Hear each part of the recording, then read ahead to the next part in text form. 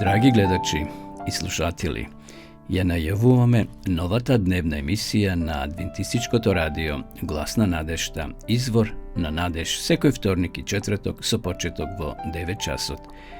Биете со нас на нашата Facebook страна и на YouTube каналот Адвентистичко радио Глас на надежта.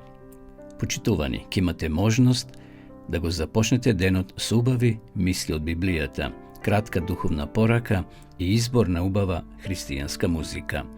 Отворете го срцето и душата за дневните Божји благослови. Бог е извор на надежта. Ова утринска емисија, Извор на надеж, е токму за вас. Ве очекуваме.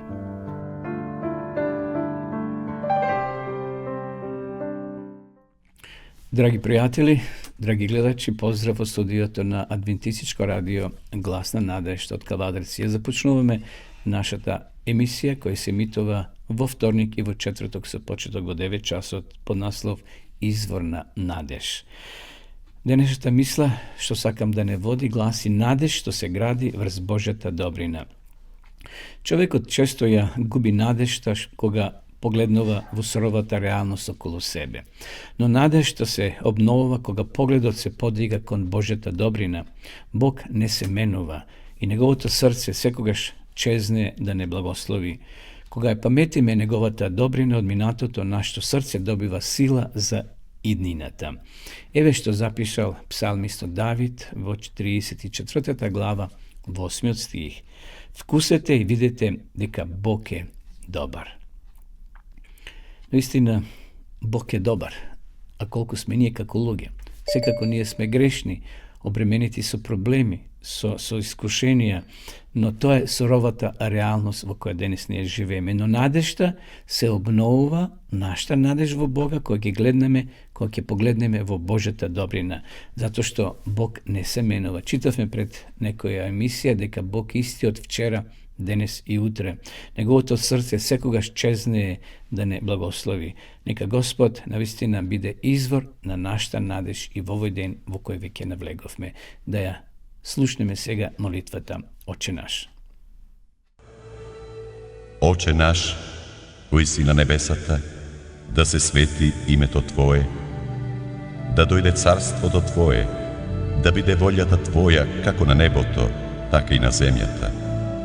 Лебот наш насушен дај ни го денес и прости ни ги долговите наши, како што им ги проштаваме и ние на нашите должници. И не воведи во искушение, но избави не од лукавиот, зашто Твое е царството и силата и славата во сите векови. Амин.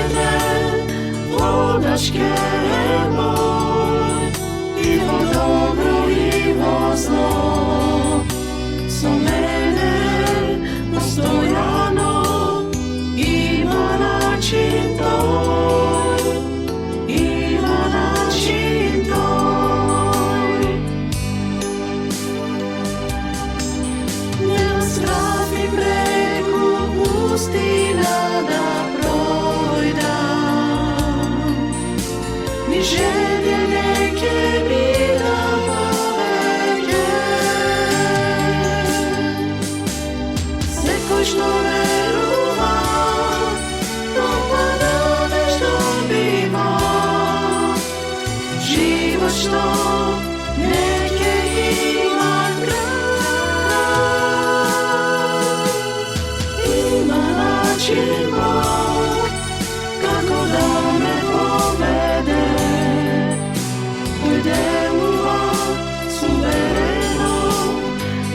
način tvoj te pronajde, vodačke moj, i vo dobro i vo zlo, so mene postojano, ima način tvoj, ima način tvoj. Nema strah i preku pustina da projdam, ni želje neke bidam poveke. Sekoj što veruva, dopada već dobiva, život što neke ima kraj. Ima način Bog, kako da me povede, deluva suvereno, način tvoj te pronajde, vodačke moj, i vo dobro i vo zlo, so mene postojano, ima način tvoj, ima način tvoj.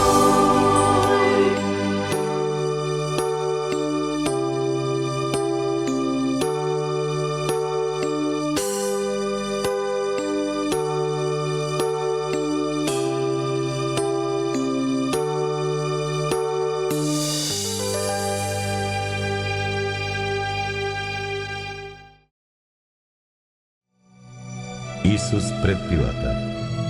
Крајот на Јуда предавникот. Исус и Варава. Исуса го бијат и му се смеат. Распнувањето и смртта. Глава 27.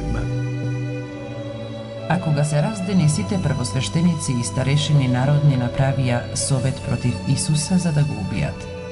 И откако го врзаа, го одведоа и го предадоа на управникот Понтиј Пилат. Тогаш Јуда, што го предаде кога виде дека е он осуден, се покаја и ги врати 30 сребреници на првосвештениците и старешините, велејќи им: Сгрешив и предадов невина крв. А тие му одговорија: Што не е грижа нам за тоа? Мисли му ти? И како ги фрли сребрениците во храмот, излезе и отиде да се обеси.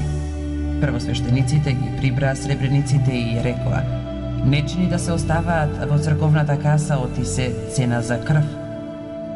И како се советуваа, ја купија со нив гранчаревата нива за да погребуваат во неа луѓе од други места. Затоа и до денес таа нива се вика крвна нива. Тогаш се исполни реченото преку пророкот Јеремија. И ги зедоа 30 сребреници цената на непроценливиот кого го оценија синовите Израилеви и ги дадоа за гранчаревата нива како што ми кажа Господ. И Исус застана пред управникот и тој го праша велејќи: Ти ли си царот јудејски? Исус му одговори: Ти велиш. И кога го обвинуваа првосвештениците и старешините, он ништо не одговараше. Тогаш му рече Пилат: Не слушаш ли колку сведочат против тебе? И не му одговори ниту на еден збор, така што управникот се чудеше многу. А на секој празник Пасха управникот имаше обичај да му отпушта на народот по еден затвореник, кого што би го побарале. Тогаш тие има еден прочуен затвореник по име Варава. И кога се собраа, Пилат им рече: Кого сакате да ви го пуштам, Варава или Исуса наречен Христос? Оти знаеше дека го беа предале од завист. Во тоа време, кога тој седеше во судот, жена му порача да му кажат: Не прави му ништо на тој праведникот и денеска многу пострадав насон заради него. Но првосвештениците и старешините го наговорија народот да го измоли Варава, а Исуса да го погуби. Тогаш управникот ги праша: Кого од двајцата сакате да ви го пуштам? Тие одговорија: Варава. Пилат им рече: А што да направам со Исуса наречен Христос? Му одговорија сите: Да биде распнат. Управникот рече: Па какво зло направил? но тие уште посилно извикаа и рекоа: да биде распнат. Пилат, штом виде дека ништо не помага, а буната се зголемува, зеде вода, ги изми рацете пред народот и рече: невин сум за крвта на овој праведник, мислете му вие.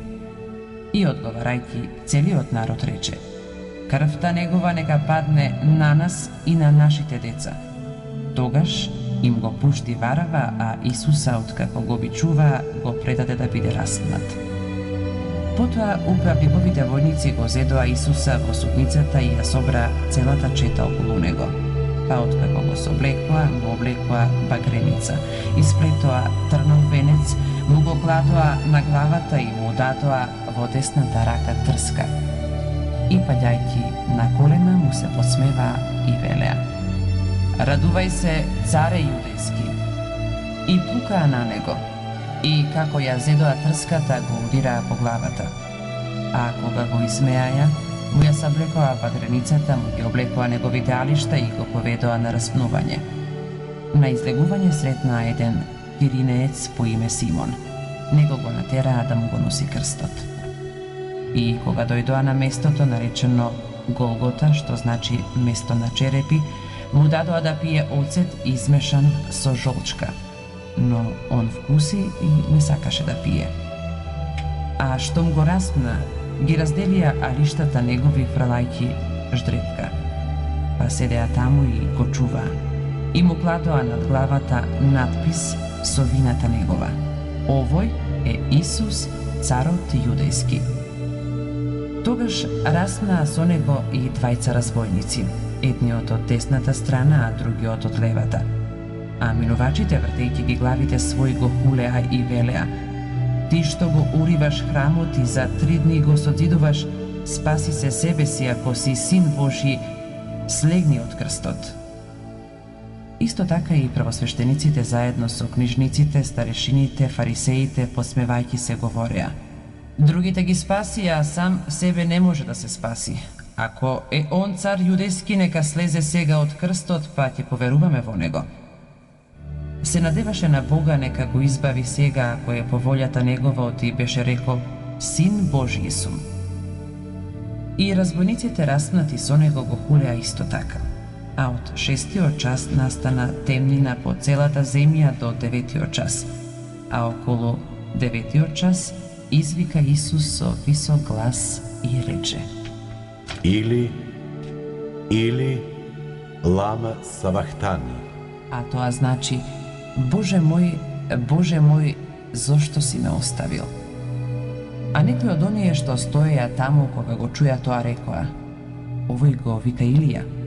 И веднаш еден од нив отрча, зеде сунѓер, го натопи во оцет и го надена на трска, па му даваше да пие. Другите пак велеа: чекајте да видиме дали ќе дојде Илија да го спаси. А Исус, откако повторно извика со висок глас, го испушти духот. И наеднаш се расцепи црковната завеса на 2 дела, од горниот крај до долниот, и земјата се затресе, и карпи паднаа, и гробови се отворија, и многу тела на упокоени свети и воскреснаа. Па како излегоа од гробовите по воскресението негово, влегоа во светиот град и се јавија на мнозина. А стотникот и оние што со него заедно го чуваа Исуса, откако го видоа земјотресот и се друго што стана, се уплашија многу и говореа: навистина овој бил син Божји. Таму беа и гледа оддалеку исто така многу жени што врвеа по Исуса од Галилеја и му служеа. Меѓу нив беа Марија Магдалина и Марија, мајка им на Јакова и Јосија, и мајката на Зеведеевите синови. А кога се стемни, дојде еден богат човек од Ариматеја по име Јосиф, кој му беше исто така ученик на Исуса. Тој отиде при Пилата и го побара телото Исусово. Тогаш Пилат нареди да го предаде телото. А Јосиф, штом го зеде телото, го обви во чиста плаштаница и го положи во својот нов гроб, што го беше издавил во карпа, па откако постави голем камен над гробната врата, си отиде.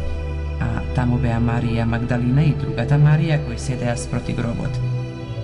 На другиот ден По петокот се собраа првосвештениците и фарисеите при Пилата и му рекоа: Господаре, се сетивме дека оној измамник уште дури беше жив, рече по 3 дни ќе воскреснам.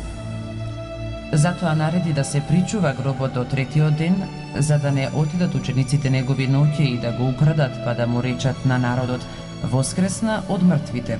Таа последната измама ќе биде полоша од првата. Пилат им рече: имате стража, одете и направете како што знаете. Тие отидоа и со стража го осигураа гробот и каменот го запечатија.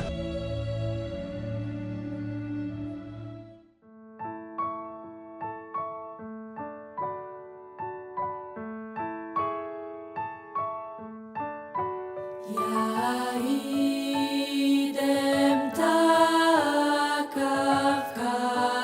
kakav sam, da tebi srce svoje dam, jer zoveš k sebi grešne sve.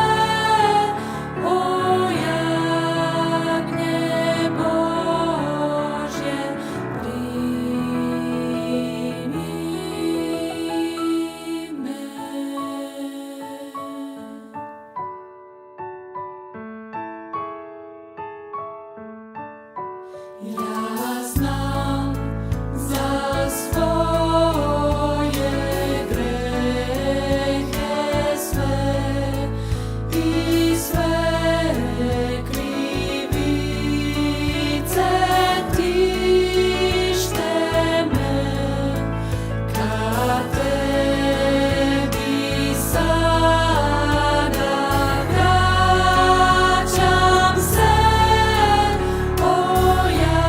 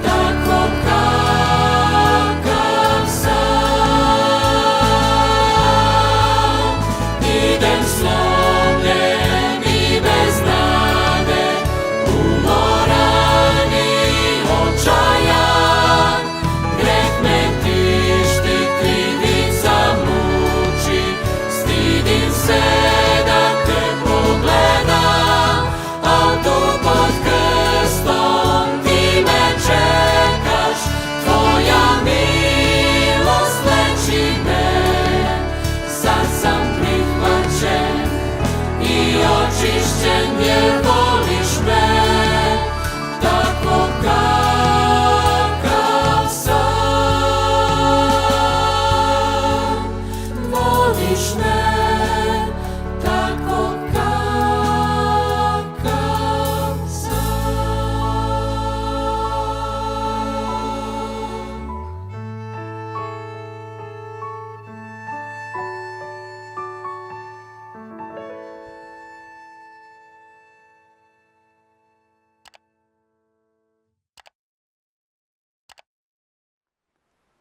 Тајна сила во човековиот живот. Во 1929 година Френк Морис се качил на брод со желба да стигне во Швајцарија. Долго и со неубави желби го очекувал ова патување, но тоа се претворило во понижувачко искуство. Неговиот сопатник секоја вечер го заклучувал во кабинет. По појадокот Френк можел кусо време да вежба, а потоа сопатникот го седнувал на маса на парабродот. Се чувствувал многу непријатно, додека сопатникот го водел на прошетка по палубата како песна Синџер. Кога и да го повикал некој на прошетка, сопатникот се едноставно спротивставувал, тврдејќи дека мора да го надгледува. Френк бил возрастна личност, со желби и надежи карактеристични за просечни личности. Меѓутоа бил слеп, а неговиот сопатник сметал дека тој не е способен да се грижи самиот за себе. Спрема Френк се однесувале како спрема пакет кој треба внимателно да се пренесува. Но во Швајцарија животот на Френк се изменил од темел. Кога за време на престојот слушнал за кучења кои се обучени да бидат водачи на слепи лица, Френк во Америка се вратил со германски овчар Бади и го основал здруженијето Око кое гледа. Френк можел да оди со Бади каде да посака. Конечно се чувствувал сосема слободен. За време на едно представување во Њу Јорк, пред група репортери, Бади успешно го водел својот господар преку улица со повеќе сообраќајни ленти додека прилетувале автомобили покрај нив. Френк сигурно ја преминувал улицата зашто целосно му верувал на Бади. На задишаните и љубопитни репортери им било многу потешко, а еден од нив дури викнали такси за да преиде од едната страна на другата страна од улицата. На следните неколку страници од ова предавање, почитувани пријатели, ќе го запознаеме Светиот Дух, водич кој сака да го предадеме нашиот живот во негови раце. Сите сме унесреќени со истата човечка природа, со истото слепило за оно што е вистинско вредно. Животот крај нас тече со толкова брзина, што едва успеваме да управуваме со него, а не пак да го одредиме неговиот правец. Ние се колебаме својот живот целосно да му го препуштеме или да му го предадеме на Божествениот водач. Се уште се обидуваме да ја преминеме улицата, подпирајќи се на сопствените способности и искуства. Но пред нас е едно посебно откритие. Вистинска слобода и сила ќе најдеме во Светиот Дух, ако му дозволиме да не води низ нашиот живот. Христовиот заменик на земјата. Кога Исус требало да се вознесе на небото од оваа земја, неговите следбеници се загрижиле при помислата на заминувањето на својот Господ. Затоа Исус им ветил дека ќе им испрати личен советник и водич. Сепак, јас ви ја кажувам вистината. Подобро е за вас јас да си отидам, зашто ако не си отидам, утешителот нема да дојде при вас. Ако пак заминам, ќе ви го испратам. Ако ќе дојде тој, духот на вистината, ќе ви упати со сета вистина, зашто нема да зборува сам од себе, а ќе зборува она што слуша и ќе ви навести за нештата што ќе дојдат. Јован 16 глава од 7 до 13. Во согласно со Божиот план, Исус морал да се врати на небото како наш застапник пред Божиот престол, за да се јави сега пред Божиото лице за нас, Евреите 9:24. Меѓутоа, верниците на некој начин може да ги имаат и двете, додека нашиот раснат Господ не застапува горе на небото, дотогаш на земјата го имаме Светиот Дух, како Исусов непосреден заменик. Додека служел во човечко тело, Христос не можел да биде присутен насекаде.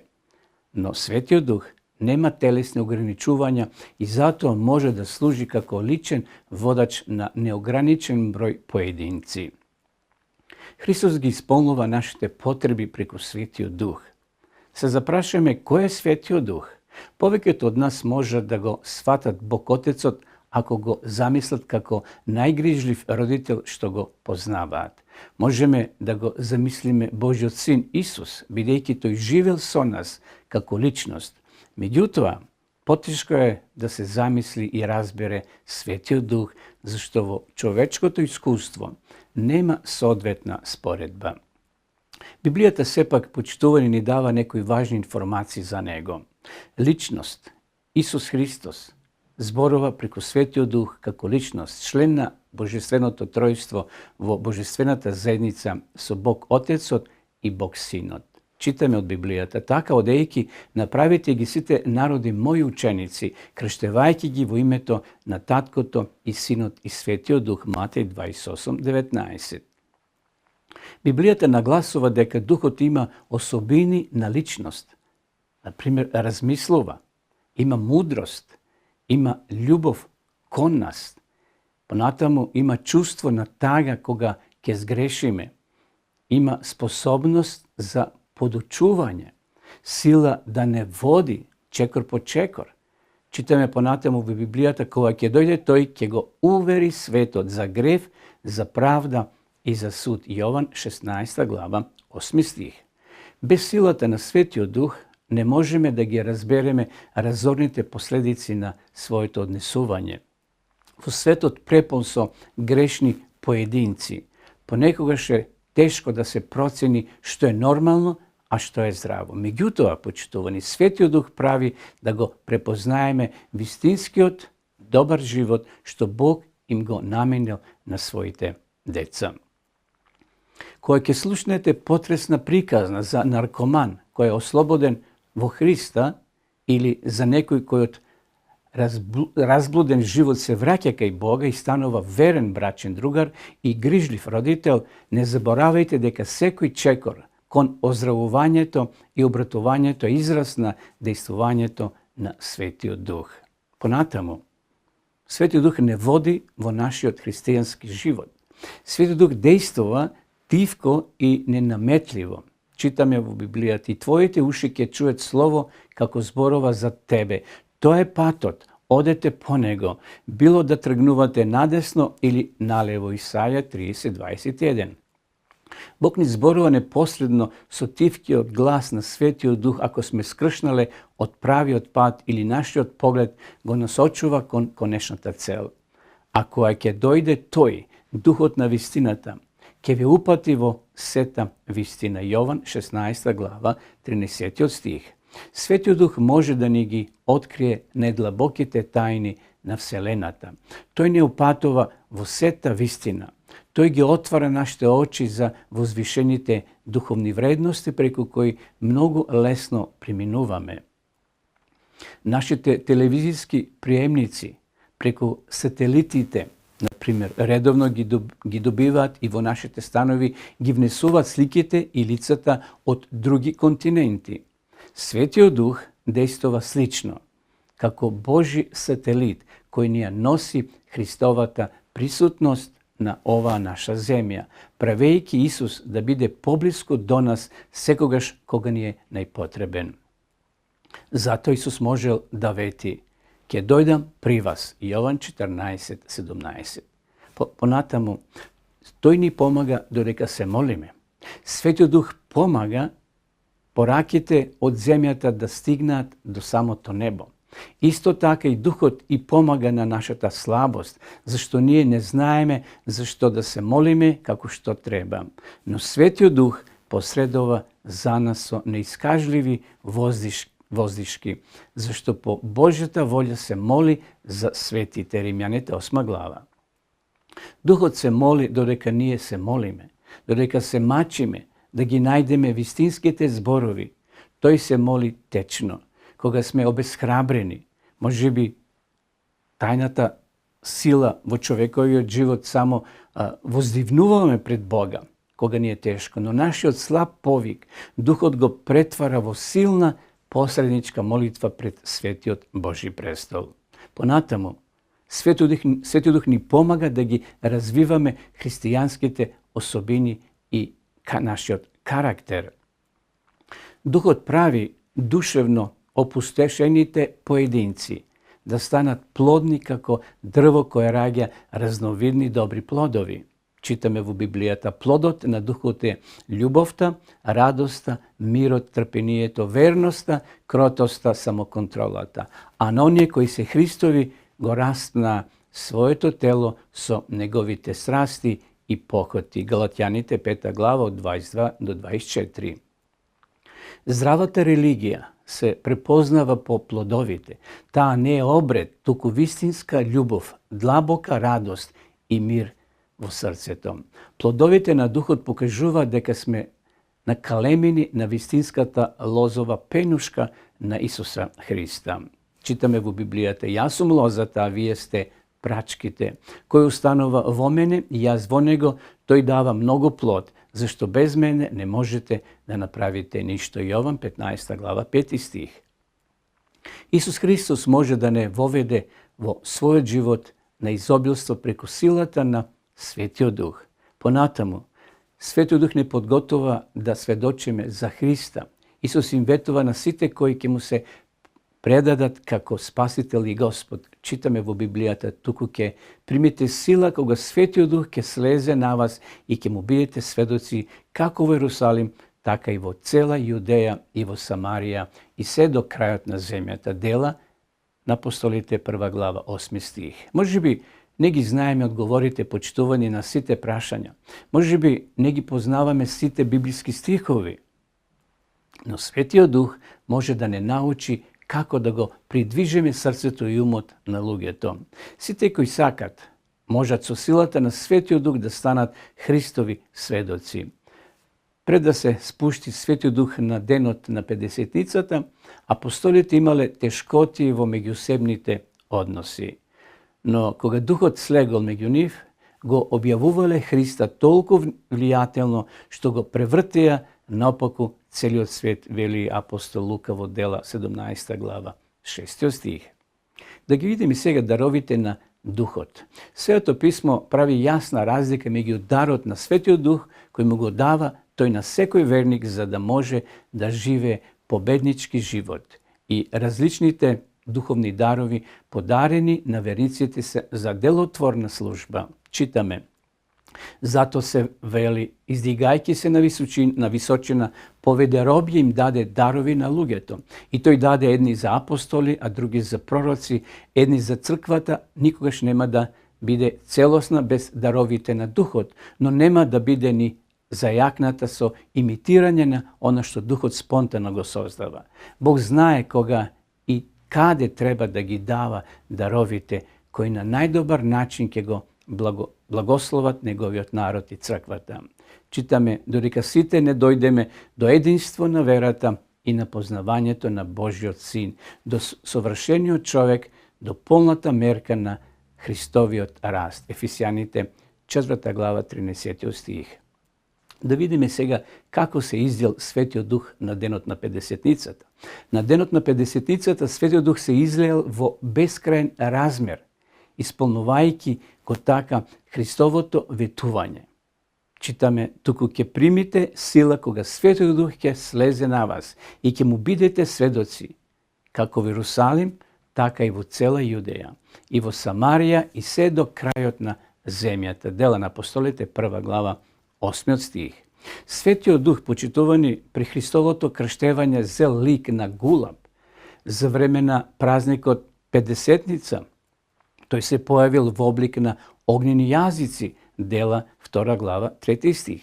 Во таа пригода Духот ги оспособил апостолите да можат слободно да го проповедаат Евангелието на мноштвото кое се собрало од повеќе држави или од прилика 20 земји кои биле луѓе присутни во Иерусалим. Библијата го споредува доаѓањето на Духот со врнење на рано есенски и доцно пролетен дожд во Палестина. Радувајте се, веселете се во Господа, вашиот Бог, зашто ви дава есенски дожд во права мера, излија дожд врз вас. Есенски и пролетен дожд како некогаш. Јоел, 2 глава, 23 стих. Раната есен во Палестина донесува дождови кои го омекнуваат и наводнуваат семето, така што никулците почнуваат да никнуваат. Духот кој се излијал на денот на Педесетницата бил како ран есенски дожд. Педесетницата ја наводнила речта која Исус ја посеал за време на својата служба или за време на својот живот, а учениците направиле мноштвото нови никулци на верата да пробијат кога почнале да го разнесуваат Евангелието на целиот свет. Овој ран дожд на Духот Свети дал животно важна духовна храна на младата христијанска црква и елан за сењето на семето на спасението. Јоел, 2 глава, 23 стих. Да видиме сега за доцниот дожд, каде што поминале столетија, а Евангелието се проширило ни светот. Сега е време пролетниот дожд, почитуван или доцниот дожд, да придонесе плодот да созре и да се приготви за жетва. Библиското пророштво говори за денот кога Божјиот дух ќе се излее како дожд на црквата. Читаме: и ете, потоа ќе излијам од мојот дух врз секое тело, и синовите ваши и ќерките ваши ќе пророкуваат, старците ваши ќе сонуваат соништа и младите ваши ќе гледаат виденија. А и врз слугите и слугинките во оние денови ќе излијам од мојот дух, вели Јоел, 2 глава, 28 и 29. Додека се приближуваме кон врвот на историјата и се гледаат последните знаци пред второто Христово доаѓање, Бог со големо изливање на Духот ќе го подготви секој искрен верник за на небо. Дали сега го доживуваме примањето на раниот дожд, кој ќе ја подготви црквата за доцното изливање на Духот? Дали сте уште денес исполнети со Духот? Дали сакате да му се ставите на Бога на располагање да ве употреби за да ја ширите веста за неговата чудесна љубов и скорото враќање? Светиот Дух ќе ве води во тоа, бидете уверени. Кои се условите за примање на Светиот Дух за време на Педесетницата? Светиот Дух ги потикнал тогаш срцата на оние кои го слушнале евангелскиот повик. Читаме: што да правиме? Пишува во Дела 2 глава 37 стих, а Петар вели: а Петар им рече: покајте се и секој од вас нека се крсти во името на Исуса Христа за проштевање на вашите греови и ќе примите дар на Светиот Дух. Дела 2 глава 38 стих. Апостол Петар нагласил дека покајанието е напуштање на грешниот начин на живот и второ, прифаќање на Исус е услов за примање на дарот на Духот. Духот веќе действува во нас и не води кон одлука. Тој не учи за Божјата добрина и ја зацврстува желбата да го оставиме гревот. Римјаните 2 глава 4 стих. Тој е вклучен и во делото на обратување. Дела 3 глава 19 стих. Апостол Петар нагласува дека ако сакаме да бидеме исполнети со Светиот Дух, прво, почитувани, мора да се покаеме и да го предадеме својот живот на Христа. Надворешен показател на нашата целосна преданост е крштевањето. Исус ја истакнал истата вистина на малку поинаков начин. Тој нагласил дека услов за примање на дарот на Светиот Дух е да му бидеме послушни и посветено да го следиме. Читаме во Библијата: ако ме љубите, ќе ги пазите моите заповеди и јас ќе го мола мојот татко и тој ќе ви даде друг утешител за да биде со вас довека. Духот на вистината. Јован 14 глава. Оно што го бара и го очекува дарот на Светиот Дух, а продолжува да живе во грев, само се залажува. Лошиот дух ги имитира некои од особините на Светиот Дух и така ги наведува поединците на заклучок дека Божјиот Дух го дозволува нивното неморално однесување. Како изгледа животот исполнет со Светиот Дух? Да, му дава потоа смисла на животот и полнота, бидејќи таквиот начин на живот го исполнува идеалот што го поставил Христос за нас. Читаме: јас дојдов за да имаат живот и да го имаат изобилно. Јован 10 глава 10 стих. Пред да го напушти овој свет, Исус вака ги подучил своите ученици. И додека беше заедно со нив, им заповеда да не се оддалечуваат од Ерусалим, туку да го чекаат ветувањето на Таткото. Зашто Јован крштеваше во вода, а вие ќе бидете крстени во Светиот Дух. Дела на апостолите 1 глава од 4 до 5 стих. Зборот крштевање значи нурнување или потопување. Христијаните треба да ја покажат својата вера во Христа со потопување во вода, крштевање.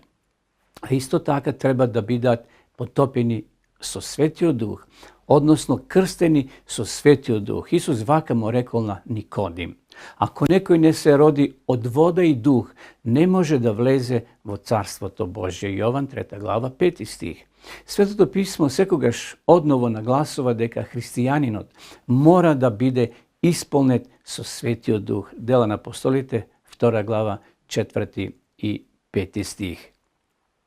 Опишувајќи го животот на христијанинот исполнет со Духот, апостол Павле ја искажал следнава молитва за сите верници. Читаме: да ви даде според богатството на својата слава, да зајакнете со сила преку неговиот дух во внатрешниот човек, да преку вера да се всели Христос во вашите срца.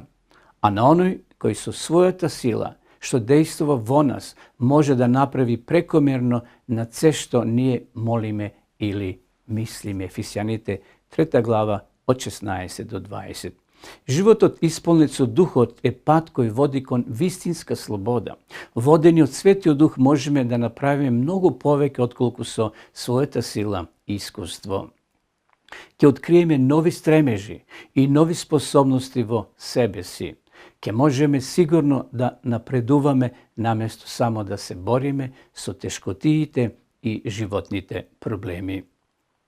Ова искуство на примање на Духот се обновува секој ден, додека се молиме и ја проучуваме Библијата. Тоа се најважните алатки кои Духот ги употребува да ни помогне да растеме во животот. Молитвата не приближува до Христа, а речта Божја упатува на помошта од Светиот Дух. Така почнуваме, почитувани, да се ослободуваме од лошите навики и ставови и да прифаќаме добри особини. Животот исполнет со Духот е дар за секој верник. Сите може да успееме во христијанскиот живот, напредувајќи во согласност со даровите што ни ги дава Бог. Апостол Павле во Римјаните 8 глава на еден возбудлив начин го опишува животот исполнет со Духот. Која ќе ви се пружи можност, прочитајте ова глава и обратете внимание на тоа колку пати Павле го истакнува Светиот Дух како решавачка сила во христијанскиот живот. Дали сте открили дека вашиот живот е исполнет со Светиот Дух? Дали едноставно сте свесни за присуството на Духот во својот живот? Дали сте го доживееле дејствувањето на неговата животворна сила? Направете се што можете за да ги отстраните пречките кои постојат помеѓу вас и Исуса Христа. Оние кои би можеле да го попречат излевањето на неговиот дар, кој од непроценлива вредност и важност за нас луѓето. Дозволете најголемата сила во Вселената да влезе во вашиот живот. На крај да се помолиме: драги татко, дарител на секое добро и на вечните дарови, ти благодарам за вечниот дар на Светиот Дух. Го молам Исуса да дојде да живе во мене и да ме исполни со Светиот Дух. Ослободи ме од моите лоши навики и зајакни ги во мене своите божествени особини. Поведи го мојот живот, направи Христос да го надгледува, а Светиот Дух да го јакне. Те молам за ова во името на Исуса Христа. Амин.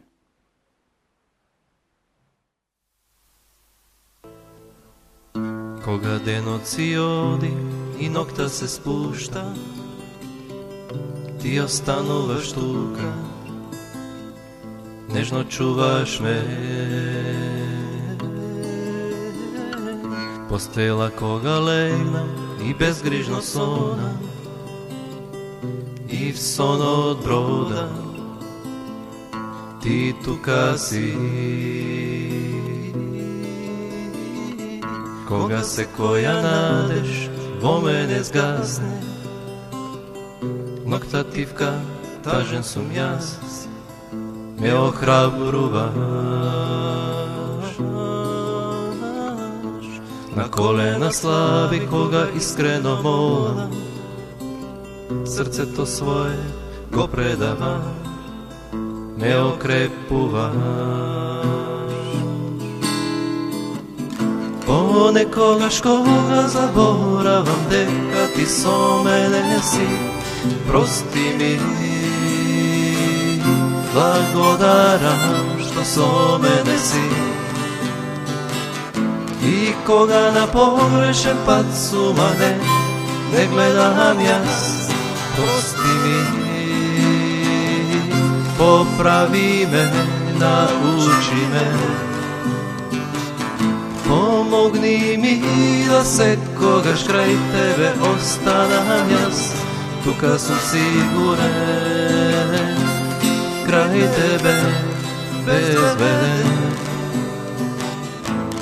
Благодарам што во тебе можам да се надевам, благодарам, благодарам, благодарам.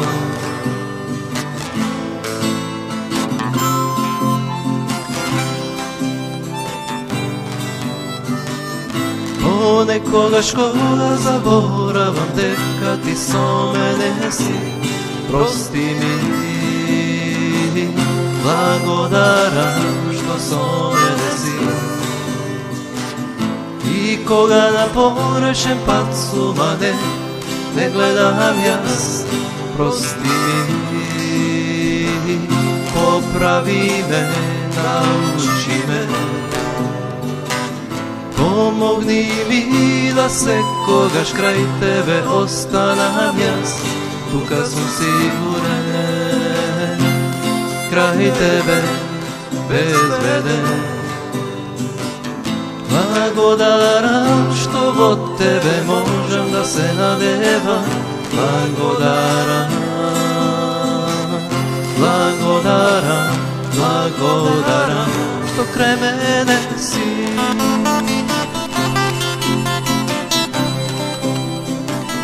Што крај мене си.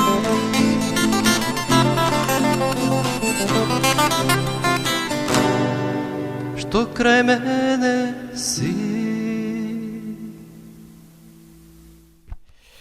Бидејќи доаѓаме до крајот на ова наша денешна емисија, би сакал и денес да ви понудам за нашите деца, внуци, ако имате библиска боенка, значи внатре има интересни стихови и празни листови, односно има за пополнување боенка, има на англиски, на македонски текстови, така да децата ќе може да учат и англиски и изворно македонски, но и да офарбат библиски слики од самото светописмо. Доколку сакате да изучувате Библијата, почитувани гледачи, ви нудиме бесплатен курс онлайн bibliјатазборова.мк. Да ја видиме сега и самата реклама.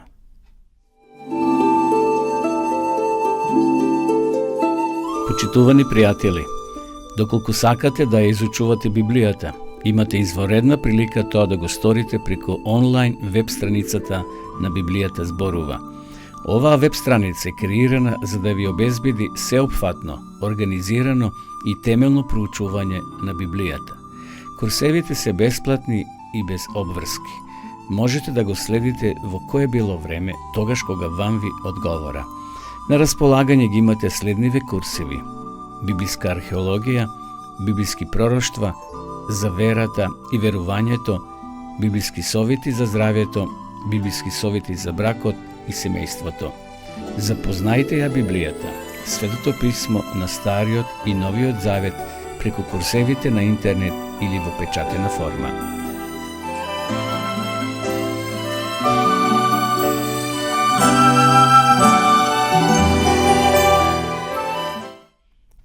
дојдовме до крајот на ова наша денешна утринска програма Извор на надеж, емисија која се емитува во вторник и во четврток со почеток во 9 часот.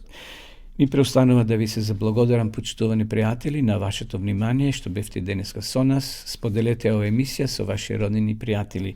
Ви посакувам убав и благословен ден и се гледаме во наредната емисија.